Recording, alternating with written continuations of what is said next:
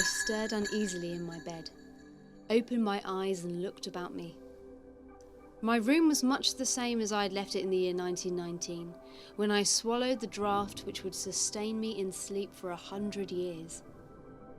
I got up, dressed, and ate the food which had been placed in preservations. Then I went out.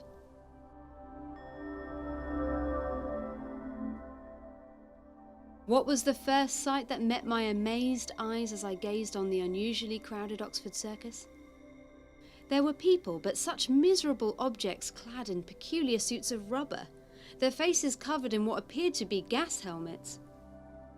I followed one of them, and we passed into Piccadilly. Here I noted many more of the queerly garbed humans, and I plucked up the courage to address one of them. "Where are the other people?" I inquired. He stared at me through his eye holes in amazement, and then pointed to the sky. I followed the direction indicated and gasped in astonishment. For far above me, in a sky of clear blue, was the new city of London, actually built and floating on the atmosphere. The little man beside me laughed. "Put this on," he said, taking off his helmet. "Then jump." I did as he commanded, and in another minute found myself whisked upwards and walking along a London of the clouds.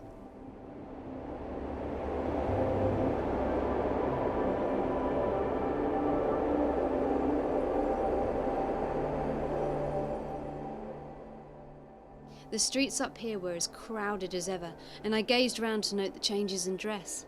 There was but one great difference. The women wore trousers and cropped hair, so that it was almost impossible to distinguish them from the men. I entered a shop, produced some money to buy food, and the man gasped at it in amazement. "This is very old," he said. "Almost worth a fortune to you in our metric coinage." Tube food was now in vogue, I noted, and proved surprisingly satisfying. I went out after breakfast and watched with considerable interest the blocks of aeroplane traffic on the streets. No more trains, no more motors. I discovered that all Earth traffic was carried on by electricity. The streets were scrupulously clean, washed down every day with disinfectant by electric hoses.